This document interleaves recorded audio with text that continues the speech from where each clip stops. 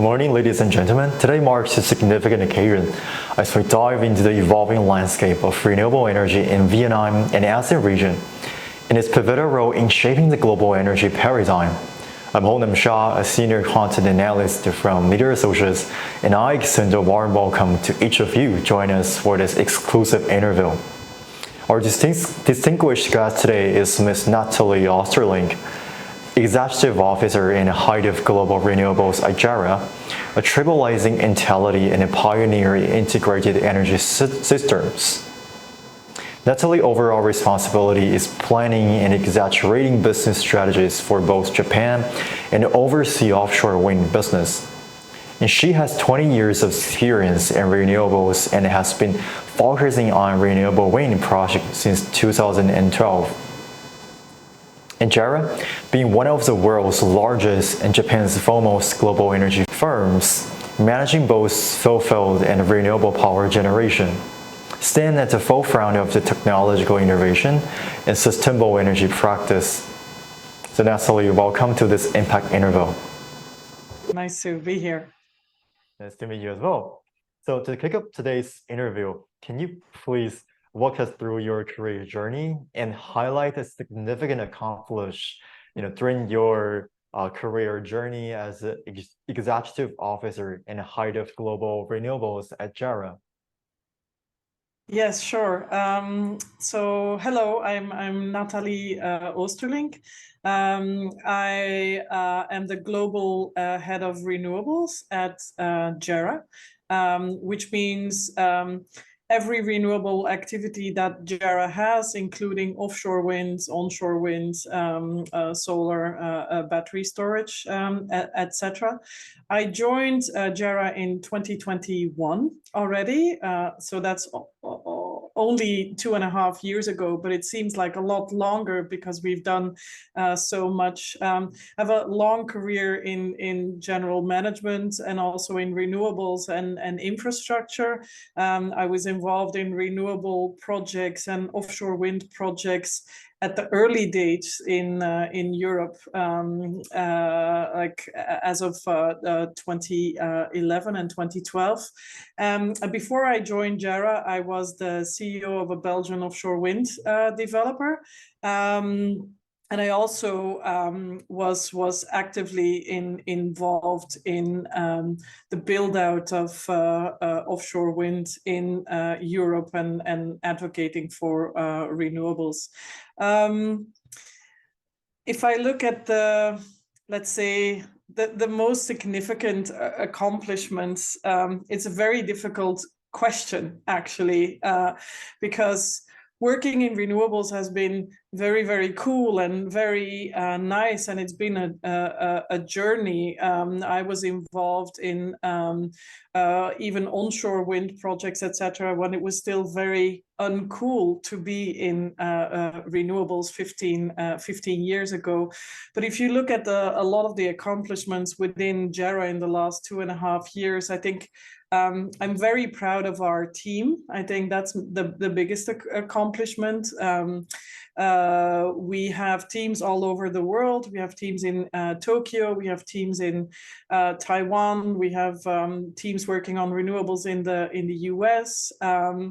We also did 2 large acquisitions last year, which for JERA was a big milestone. So we acquired 100% of Paraquint, which is a Belgian offshore wind developer with about 150 people in the team. And they also have 5 offshore wind projects, where one is still under construction. And the second one being GPI, Green Power Investment in Japan, which we acquired together with NTT Anode, which also includes the Ishikari Port project in Japan, which is a flagship project in Japan, currently under construction as well, including 100 megawatts battery storage. So for me, what has given me the most energy, I think, is to bring a lot of the teams together and work on these great projects and try to build out our strategy and our global business going forward.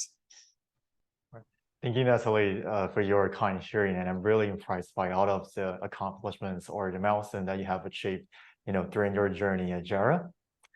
And as we all know, JERA has recognized the importance of Vietnam in this market in the ASEAN region, and has been actively seeking opportunities for multiple collaborations. So as a prominent Japanese company, what are JERA's objectives in contributing to both economic growth and decarbonization across Asia? Well, JERA is actually the largest power generation company in Japan. So we produce more than 33% of Japan's electricity. But JERA has also announced a zero CO2 emissions commitment by 2050 to achieve net zero by then through a combination of renewable energy, but also low carbon thermal power, and the start of fuels that do not emit CO2 during combustion. This is a long-term endeavor to realize this mission and this vision, and it will take a lot of effort to go from theory to actual practice, but we are quite committed to make this work, and we have a real intent to become a global leader in this as well. And so when in May 22, when we established our new vision, it was also based on a steady progress to start with ammonia co-firing. So JERA is one of the first companies in the world that has actually a test in the Heikinan power plant in Japan to set up a test to co-fire ammonia to try and decrease the CO2 emissions of our thermal power production.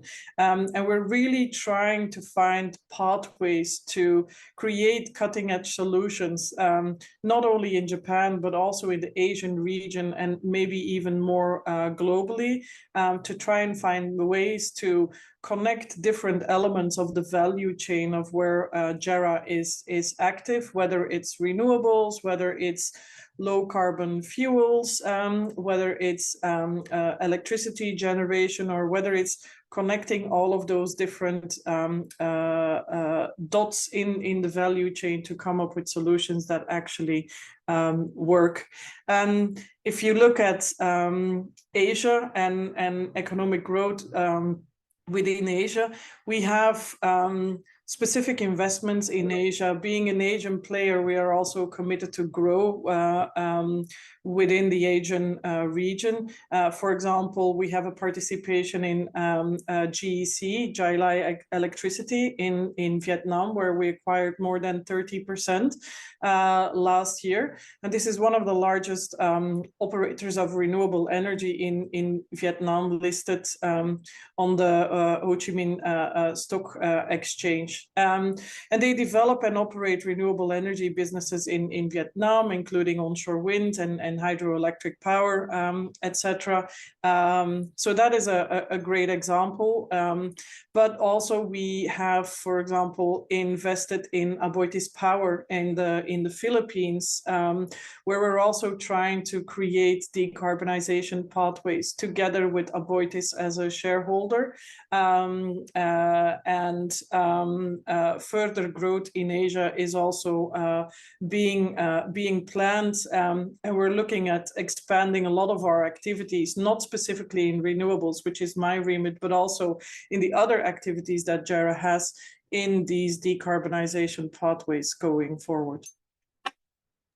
Thank you, Nathalie. As you mentioned, the green ammonia is also one of the most classic derivative of the so-called green hydrogen. And considering JERA's current footprint in ASEAN countries like Philippines and Vietnam, so how do you see the prospect for the green hydrogen in ASEAN region?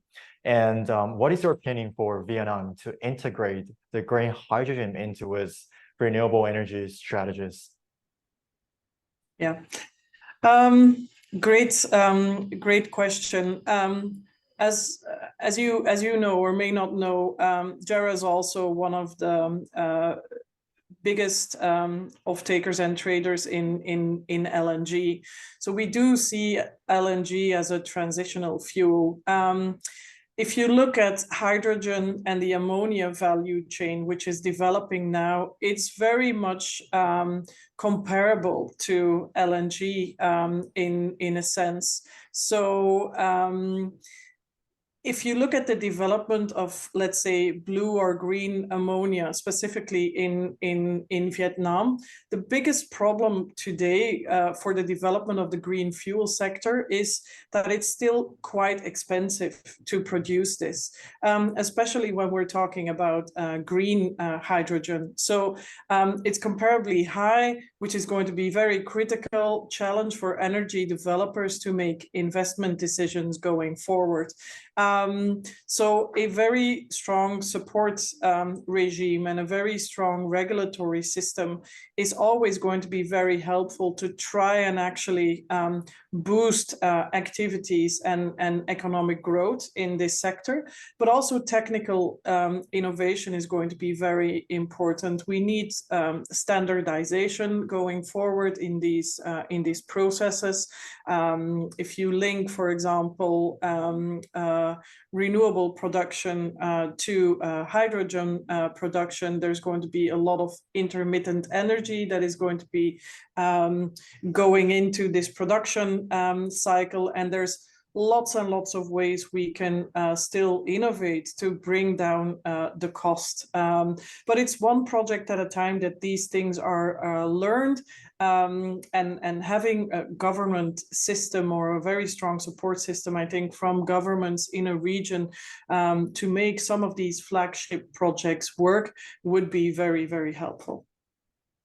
Thank you, Nathalie. I do agree with you that reducing the necessary cost of the green hydrogen, as well as, absorbing this necessary support from regulatory landscape, is also one of the main consideration for integrating green hydrogen in not only Vietnam, but also the other emerging market in the ASEAN countries. And also, I think you have already introduced several JERA's renewable business in the ASEAN and the whole Asia-Pacific region. So leveraging JERA's successful global experience in investing and operating renewable projects, I'm actually wondering what lessons and policies can be applied to the Vietnam energy market to promote the efficient development of the offshore wind power project. Because JERA, there is no doubt JERA is one of the most prominent leaders in this field. Yeah, I think if you JERA was relatively late to renewables, but I think we have grown tremendously over the last few years, and we've built up a world-class team as well, not only in Asia but also in Europe and other areas in the world. I think we have a lot of experience from developing projects in Asia, specifically in Taiwan, where the development of the offshore wind projects, we are a shareholder both in Formosa 1 and in Formosa 2, and Formosa 2 is a project together with two co-shareholders and partners, where we obtained COD just 2 weeks ago, actually. It was kind of a difficult process. We encountered a lot of issues during the development and the construction of this project, mainly due to many different factors, whether it was COVID or localization discussions. But I think having a very good relationship with stakeholders and regulatory bodies and the government is really crucial in order to create like an investment climate that is very stable. I think that's one of the key things, probably, is if the potential for offshore wind in Vietnam is quite big, but you see that the market has not been able to harness it fully just yet. So creating a very clear pathway to how are these projects going to be developed, what is the regulatory system that is in place for these projects, etc., is very, very crucial. So also clear roadmap targets for progressive development. There's lots of offshore wind development going on everywhere in the world. So every developer is fighting for the same vessels, for the same supply chain. So as a country, countries are also competing with each other. Vietnam is competing with Korea, is competing with Taiwan, is competing with Japan to become a big potential growth market going forward. So having that clear roadmap on let's develop X amount of gigawatts every year really creates an interest, I think, from the market too. And thirdly, definitely permitting regime support and off-taking. It's very, very crucial. Grid connection is in many countries in Asia, not only in Vietnam, is always a crucial part of project development, and it's usually also why projects take so long to develop. So also their collaboration with with the government on grids going forward is quite important. Thank you, Nathalie. I do really agree with you that the successful deployment of renewable energy, no matter what kind of renewable energy, is definitely associated with the strong support from the governmental level. You know, for example, the successful project of Formosa in Taiwan. And crowdingly, as we all know, like in May 2003 this year, the Vietnam government has also released the highly anticipated PDPA, outlining its long-term vision for an energy ecosystem based on renewables.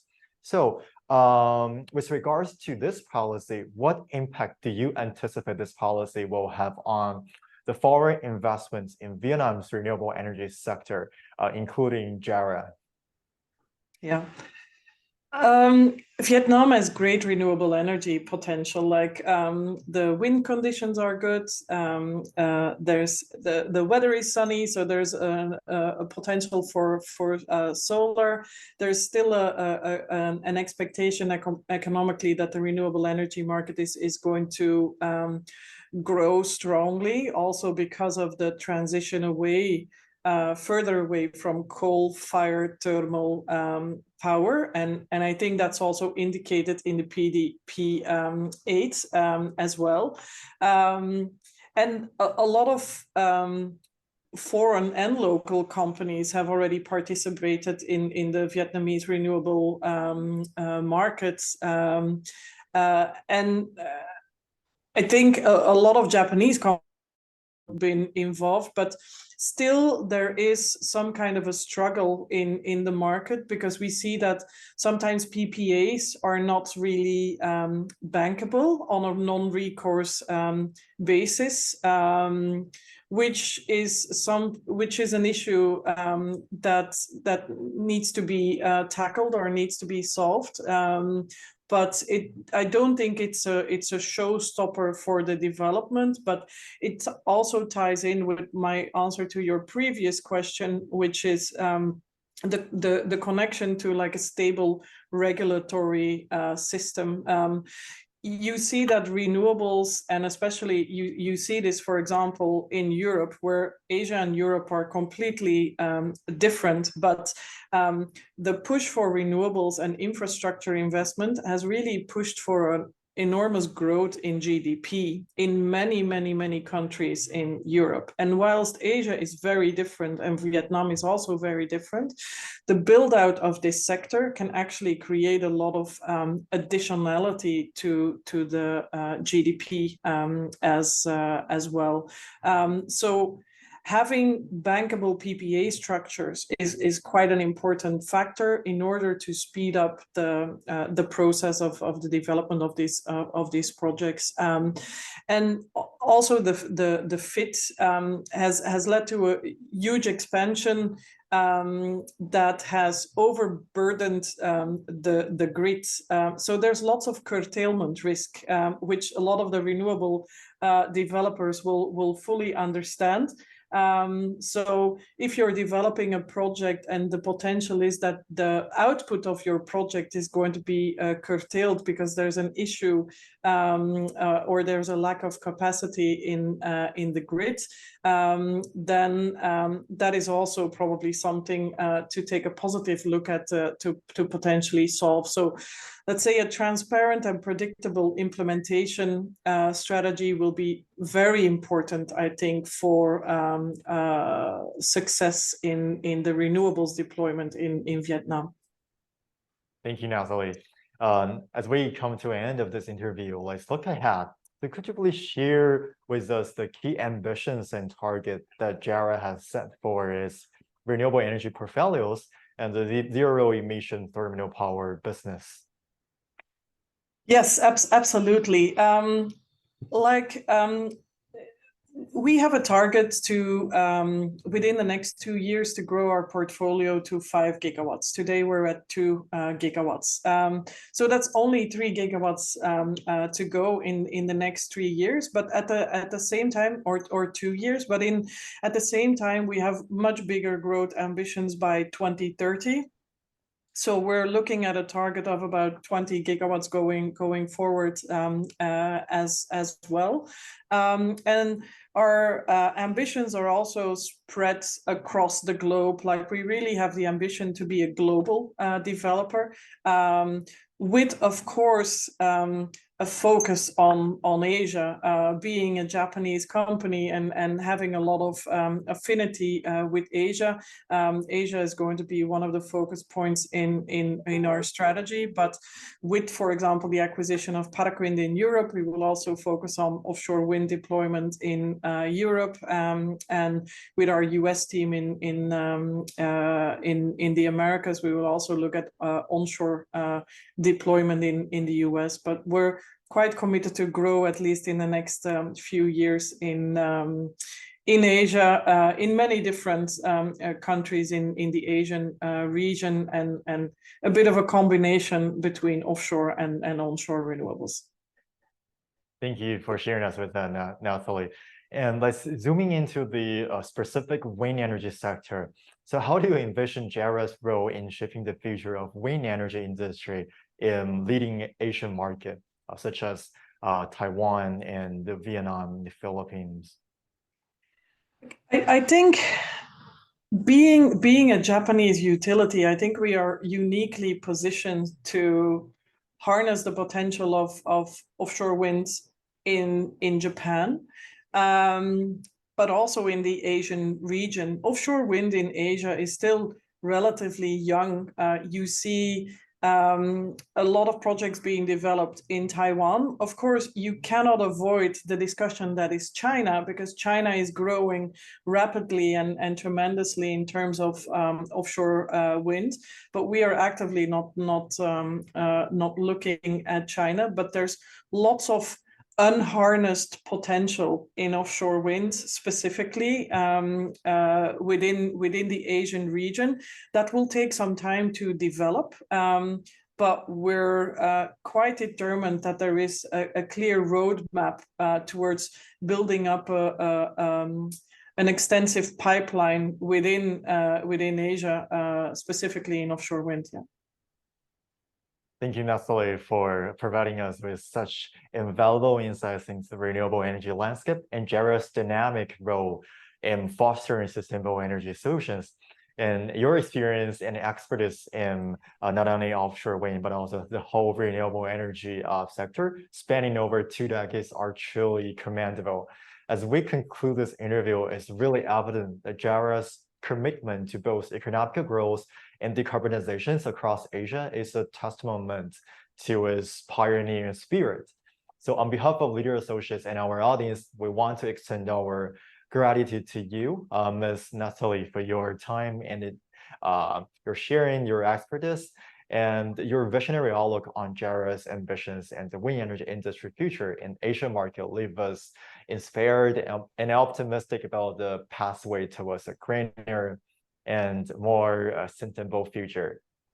And stay tuned for more insightful discussions on this transformative journey of renewable energy and its global impact. And thanks again for joining us, Ms. Nathalie. Thank you very much on behalf of the entire JERA team.